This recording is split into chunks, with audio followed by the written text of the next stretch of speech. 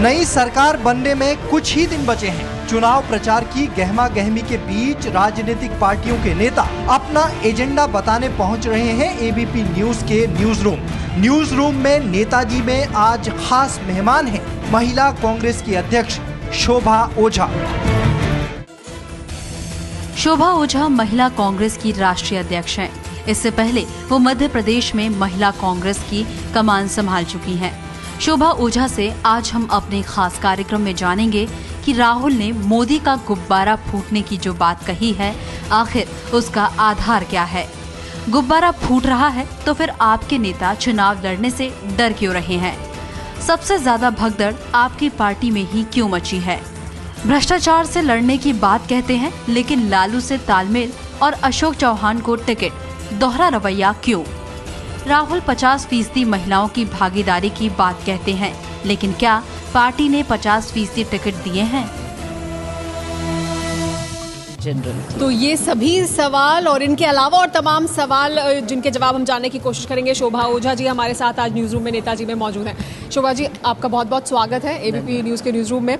सबसे पहला तो सवाल मेरा यही कि महिलाओं को 50% आरक्षण देने की बात करते हैं, राहुल गांधी बड़ी बड़ी बात करते हैं, क्या उतने टिकट दिए आपने? देखिए, 50% आरक्षण की बात करने का ये मतलब नहीं होता है कि 50% टिकट। जहाँ तक टिकटों की बात है, कांग्रेस ने सबसे ज़्यादा टिकट इस चुनाव में भी महिलाओं को दिए हैं। हमारा नंबर करीब 56 टिकट हम दे चुके हैं महिलाओं को इस चुनाव में। और जो राहुल जी 50% की बात कह रहे हैं, तो उनका उससे उनकी सोच ये है, वो भागीदारी कैसे आएगी अगर राजनीतिक आप उनको नहीं देंगे, राजनीतिक तौर पर आप उन्हें आगे नहीं लाएंगे, अगर आप उन्हें टिकट नहीं देंगे? नहीं, बिल्कुल ठीक कह रही हैं आप। पर जो राहुल जी का आशय था इस बात से, वो 50% अवसर देने की बात थी। वो चाहते हैं कि देश में 50% आबादी को इक्वल अपॉर्चुनिटी मिले, इक्वल अवसर मिले, बराबरी से उनको हर क्षेत्र में, मतलब राजनीति में वो बराबरी का अवसर ना मिले, सब तो राजनीति में भी मिले। और उसी के लिए वो चाहते थे कि 33% आरक्षण विधेयक बिल इस सत्र में पास हो जाए। पर क्योंकि दूसरी पॉलिटिकल पार्टीज नहीं चाहती थी कि महिला सशक्तिकरण हो, उनने उस बिल को पेश ही नहीं होने दिया। राज्यसभा जहां हमारे पास नंबर्स थे, हमने उसे पास करा लिया था 2 साल पहले। पर लोकसभा जहां हमारे पास नंबर्स नहीं थे, वहाँ इस बार टेबल होना था बिल को और पास। अगर political parties, Bharatiya Janata party या तमाम दूसरी पार्टियां जो केवल बात करती महिला सशक्तिकरण की, अगर वो साथ दे देती तो ये पास हो जाता। मैं तो अभी फिलहाल बेसिक बात कर रही हूँ कि अभी जो मौका था, टिकट देने का मौका था, उसकी बात देखिए। टिकट बिना आरक्षण वो तो चलिए, बिल को लेकर भी आपकी पार्टी में भी ऐसा नहीं है कि सब चाहते हैं कि टिकट जो बिल है वो उसे पास करा दिया जाए। जो सहयोगी हैं आपके वो नहीं चाहते। उनको लेकर आपने जिस तरह से सोनिया गांधी ने जो फूड सिक्योरिटी बिल है उसको लेकर उन्होंने अपना स्टैंड रखा कि हर हाल में हमें ये करना होगा, वो महिला बिल के लिए तो नहीं किया ना? नहीं, महिला बिल के लिए इसलिए नहीं कर पाए क्योंकि महिला बिल ऑलरेडी राज्यसभा में पास हो चुका था और लोकसभा में पास होना बाकी था, जो कि अगर दूसरे पॉलिटिकल पार्टी साथ देते तो पास हो चुका होता। जो 50% की बात पे मैं आऊँगी आपकी एक और बार फिर, जो आप कह रही हैं उसमें आप गौर करिए कि ये राजीव जी का सपना था और राजीव जी के सपने की वजह से लोकल बॉडी के इलेक्शंस में, पंचायतों में, जिला पंचायत में, नगर पालिका, नगर निगमों में 33% आरक्षण महिलाओं को मिला और उसको बढ़ा के 50% आरक्षण आदरणीय सोनिया जी ने हमें दिया, तो जो कि एक बहुत बड़ा कदम है महिला सशक्तिकरण। आगे बढ़ते हैं। राहुल गांधी ने आज नरेंद्र मोदी के गुब्बारे फूटने की बात कही। नरेंद्र मोदी की तस्वीर यहाँ दिखाई दे रही है। नरेंद्र मोदी का गुब्बारा फूट रहा है, किस आधार पर कह रहे हैं राहुल गांधी? देखिए, इस हिंदुस्तान का आप इतिहास उठा के देखिए। इस हिंदुस्तान की जनता ने हर उस सांप्रदायिक ताकत को नकारा है जो इस देश को कभी धर्म के नाम पे, कभी जाति के नाम पे, कभी भाषा के नाम पे बांटने की कोशिश करती आई है।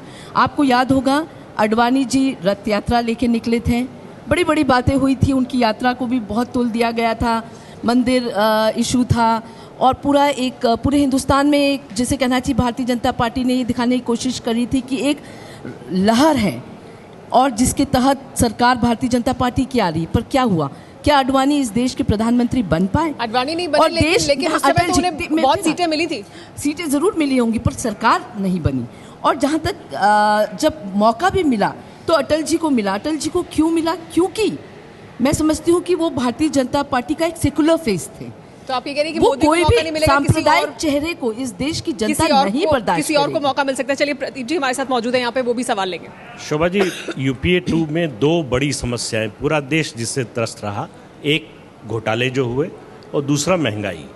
तो आपके घोषणा पत्र में क्या आपको नहीं लगता कि पार्टी को ऐसे उपायों का जिक्र करना चाहिए था कि फिर मौका मिला तो इस तरह के घोटाले नहीं होंगे और इस तरह महंगाई नहीं बढ़ेगी? देखिए, जहाँ तक घोटालों की बात है, करप्शन से अगर सबसे ज़्यादा कमिटेड रहा है करप्शन से कोई लड़ने के लिए तो वो कांग्रेस पार्टी रही है। ये घोटाले उजागर भी आप ही के राज में हुआ है। घोटाले उजागर कैसे हुए? सबसे भ्रष्ट सरकार मानी जाती है। बिल्कुल उसी पे आऊंगी। घोटाले उजागर आखिर कैसे हुए? ये राइट टू इन्फॉर्मेशन, जो अधिकार, सूचना का अधिकार इस देश को कांग्रेस पार्टी ने दिया, उससे ये घोटाले उजागर हुए। उसके पहले हमारे पास कोई ऐसा तंत्र नहीं था जिससे कि जनता ये जान पाए कि आखिर सरकारी खजाने का उपयोग कैसे हो रहा है। तो ये अधिकार कह रहे हैं कि इससे पहले भी आपकी सरकार में घोटाले होते रहे, लेकिन आरटीआई नहीं था, इसलिए पता नहीं चला। आरटीआई जो कि इतना बड़ा औजार दिया है करप्शन से लड़ने का, कांग्रेस का कमिटमेंट है ये। लेकिन अब आगे उस कमिटमेंट को और पुख्ता तौर पर दिखा सकते हैं ना, उसके लिए क्या किया? विजिल ब्लोअर्स बिल आया, कुछ बिल पेंडिंग है जो कि पास नहीं हो पाए, राहुल जी चाहते थे, और जन लोकपाल हम लोग लेके आए हैं। और निश्चित ही कांग्रेस की एक और बात आप देखिए, एज ए पार्टी जब कोई घोटाले हुए और कांग्रेस का अगर कोई व्यक्ति उसमें लिप्त रहा तो पार्टी ने 1 मिनट नहीं लगाया उसके खिलाफ एक्शन लेने में। एक्शन हुआ वो कोर्ट के आदेश पर। एक्शन लेने के बाद अब आप टिकट दे देते हैं। अशोक चव्हाण को आपने टिकट दे दिया, तब आपने हटा दिया था। उन पे आज हमारी राष्ट्रीय अध्यक्षा ने क्लियर करा कि उनको कहीं भी उन पे इलेक्शन कमीशन की तरफ से कोई ऐसी वजह नहीं है, कोर्ट ने नहीं रोक लगाई है। तो हटाया क्यों था पहले? तब भी कोर्ट ने नहीं कहा था, हटाया इलेक्शन कमीशन ने नहीं कहा। चौहान के बारे में गवर्नर ने परमिशन नहीं दी प्रोसिक्यूशन की, इसलिए कोई मामला नहीं है। देखिए, ऐसा नहीं कि मामला नहीं है, ऐसा नहीं, पर अगर गवर्नर मुकदमा चलाने की परमिशन देते तो हो सकता है आज जेल में होते। कांग्रेस बहुत कमिटेड रही और कांग्रेस ने कभी भी, चाहे अपना व्यक्ति हो या में, वो बात क्यों नहीं है? फिर मैनिफेस्टो में है, हम तो कमिटेड हैं उन सब बिल्स के लिए जो करप्शन को से लड़ने के लिए ज़रूरत है, जिन बिल को पास कराने के लिए हम कमिटेड हैं। हमारी यूपीए 3 आएगी तो हम उन सब बिल को पास करेंगे जो इस बार रह गए हैं। मेरा आपसे सवाल ये है कि सोनिया गांधी अभी तक, चुनाव को 15 दिन रह गए हैं, मैदान में नहीं है। नहीं, सोनिया जैसे हमने 2009 में देखा, उस हिसाब से नहीं है क्या? सारी जिम्मेदारी उन्होंने राहुल गांधी को सौंप दी है? नहीं, देखिए, हमारी पार्टी में बहुत ही अच्छा रिवाज है कि सोनिया जी खुद कई जगह मीटिंग्स ले रही हैं, जा रही हैं, पूरी ताकत लगा रही हैं, और साथ ही साथ सोनिया जी के साथ साथ सभी तमाम लीडर्स, चाहे हमारे उपाध्यक्ष राहुल गांधी जी हों, चाहे दूसरे तमाम लीडर्स हैं, सब अपनी पूरी ताकत लगा रहे हैं, जा रहे हैं, मीटिंग्स ले रहे हैं। और ऐसा कहीं भी नहीं कि सोनिया जी नहीं जा रही हैं। सोनिया जी बहुत सारी रैलियाँ ले रही हैं, मीटिंग्स ले रही हैं आने वाले दिनों में। न्यूज रूम में नेताजी जारी है। हमारे साथ शोभा ओझा जी आज मौजूद हैं। शोभा ओझा जी, आप कह रही हैं कि जो राहुल गांधी कह रहे हैं वैसा गुब्बारा फूटने वाला है नरेंद्र मोदी का, ऐसा हो रहा है, तो फिर आपकी पार्टी के बड़े नेता चुनाव लड़ने से क्यों बच रहे हैं? वो क्यों भाग रहे हैं मैदान छोड़ के? गुब्बारा तो फटने वाला है। देखिए, जहाँ तक कांग्रेस का सवाल है, कोई नेता भाग नहीं रहा है, हर आदमी उत्सुक है लड़ने के लिए। चिदम्बरम जी, मनीष तिवारी जी अपनी इल हेल्थ के रहते, अपने सेहत के रहते नहीं लड़ पा रहे हैं। और जहाँ तक आपने देखा, अभी मिस्त्री जी लड़ रहे हैं बड़ोदरा से, जो कि खुद राज्यसभा में, उसके बावजूद लड़ रहे हैं मोदी जी के खिलाफ। तो इसलिए ये कहना बिल्कुल गलत है कि कांग्रेसी घबरा रहे हैं या लड़ना नहीं चाह रहे हैं। आपकी पार्टी में भगदड़ ऐसे भी मची हुई है कि वो बीजेपी की तरफ जा रहे हैं? नहीं, देखिए, करुणा शुक्ला जी, जो कि अटल बिहारी जी की भतीजी हैं, वो कांग्रेस में आके चुनाव लड़ रही हैं भारतीय जनता पार्टी से। तो ये कहना गलत होगा कि बस कांग्रेस से ही लेकिन लोग, आपकी पार्टी से ज्यादा लोग जा रहे हैं? नहीं, बिल्कुल ये गलत है कहना कि कांग्रेस से ज्यादा लोग जा रहे हैं, ऐसा कुछ भी नहीं है।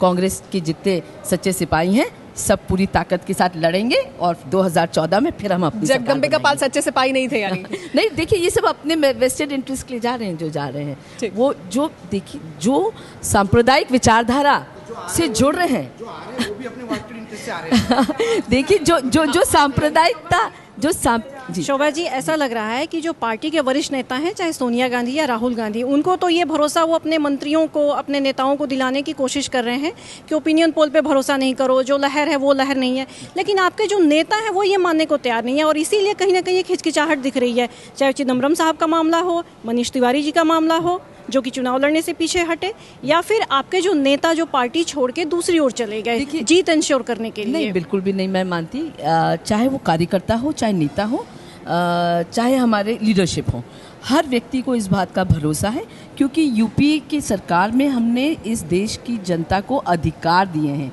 स्कीम्स नहीं लाए, पार्टी की तरह नहीं लड़ रहे हैं, ऐसा लग रहा है जैसे हारी हुई पार्टी लड़ रही हो चुनाव। बिल्कुल भी नहीं लड़ रहे हैं। देखिए, ये तो प्रचार है भारतीय जनता पार्टी का, एनडीए शाइनिंग की तरह मोदी शाइनिंग चल रहा है। प्रचार को आप लोग ढंग से काउंटर क्यों नहीं कर पा रहे हैं? नहीं भाई, जीती हुई पार्टी कर रहे हैं, हम अपना जमीन पे काम कर रहे हैं। हमें पता है कि जिस जनता के लिए हम खड़े हुए, दिन रात हमने मेहनत करी, उनको जो अधिकार दिए, चाहे वो सूचना का अधिकार हो, खाद्य का अधिकार हो, चाहे रोजगार का अधिकार हो, ये सब अधिकार, शिक्षा का अधिकार हो, जो भी हमने दिया गरीबों के लिए, मध्यम वर्गीय परिवारों को जो दिया, या महिलाओं को जो अधिकार दिए हैं, उसके जो 10 साल की हमारी सरकार है, उस पे हम अपनी ताकत उसको बना के हम लड़ाई लड़ने जा रहे हैं। वहीं भारतीय जनता पार्टी का जो प्रचार है वो है, जिस तरह से एनडीए का इंडिया शाइनिंग का प्रचार था, उसी तरह मोदी का प्रचार है।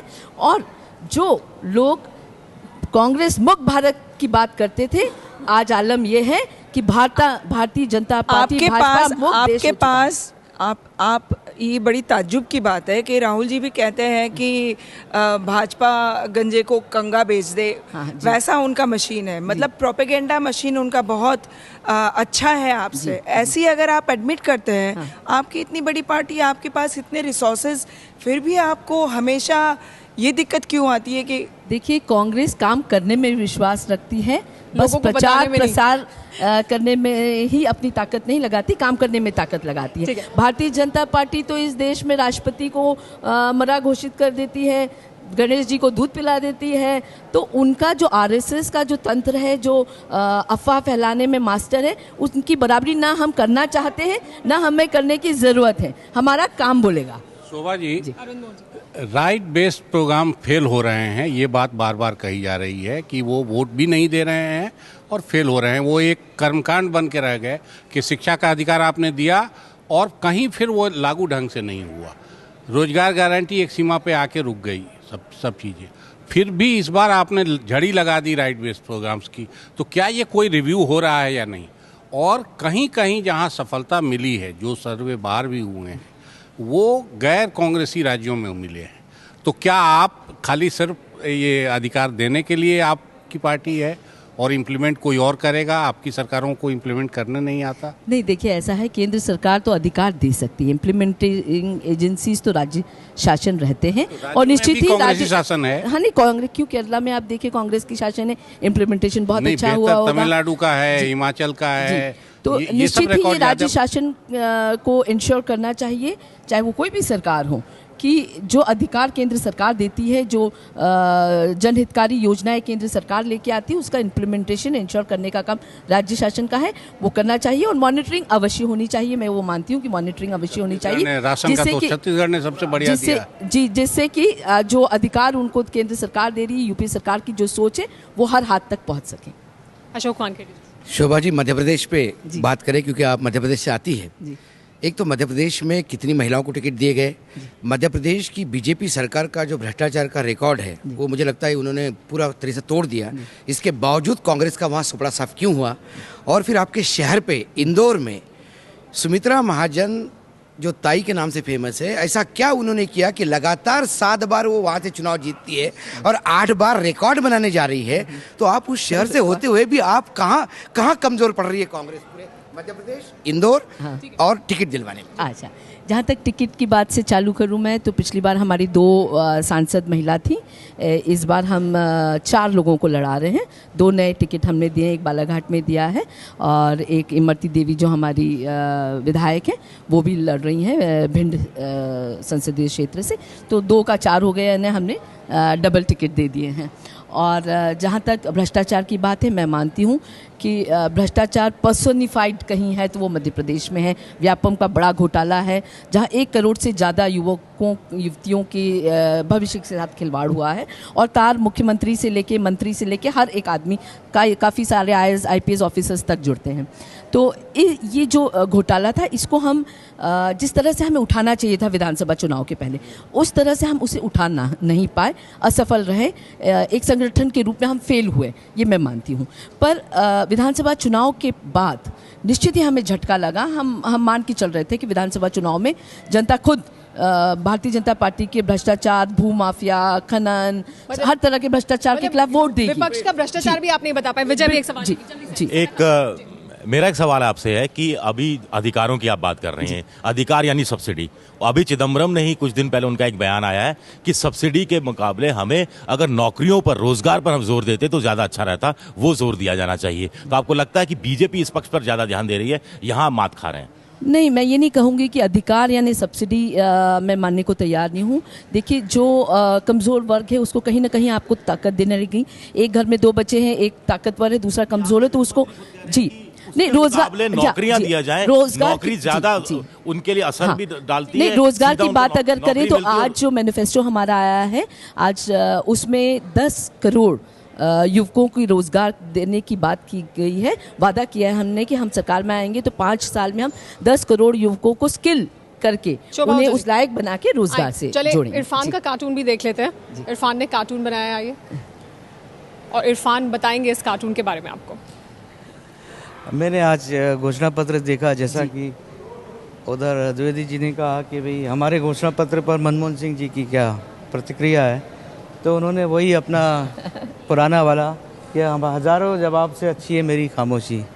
तो ये खामोशी कहीं महंगी पड़ने तो नहीं जा रही कांग्रेस को? नहीं, बिल्कुल भी नहीं। आज तो आदरणीय प्रधानमंत्री जी ने कहा है कि जनता को इस बात का आकलन करना है कि 10 साल में विपक्ष चिल्लाती रही कि मैं कमज़ोर प्रधानमंत्री था, पर जनता इस बात का आकलन करेगी कि इस देश को 10 साल की यूपीए की सरकार ने क्या क्या दिया है, और पूरे विश्वास के साथ कहा है कि यूपीए 3 वापस आएगी। लेकिन आप कह रहे हैं कि वो जनता आकलन करेगी कि क्या कुछ दिया है, जनता तक तो आप पहुंचा नहीं पाए कि आप लोगों ने क्या कुछ किया। नहीं, वो आप मान भी रहे कि आप उतने अच्छे नहीं हैं। मैं समझती हूँ कि मार्केटिंग में ज़रूर हम अच्छे नहीं होंगे, पर जनता इस बात का आकलन करेगी, और जनता निश्चित ही आने वाले इस चुनाव में जनता 2 विचारधाराओं की लड़ाई देख रही है। एक विचारधारा धर्मनिरपेक्ष विचारधारा, कांग्रेस की विचारधारा जो पूरे देश को एक लेके चलना चाहती है, विकास कराना चाहती, हर तबके का विकास कराना चाहती, हर सेक्शन का विकास कराना चाहती है, और वहीं दूसरी सांप्रदायिक विचारधारा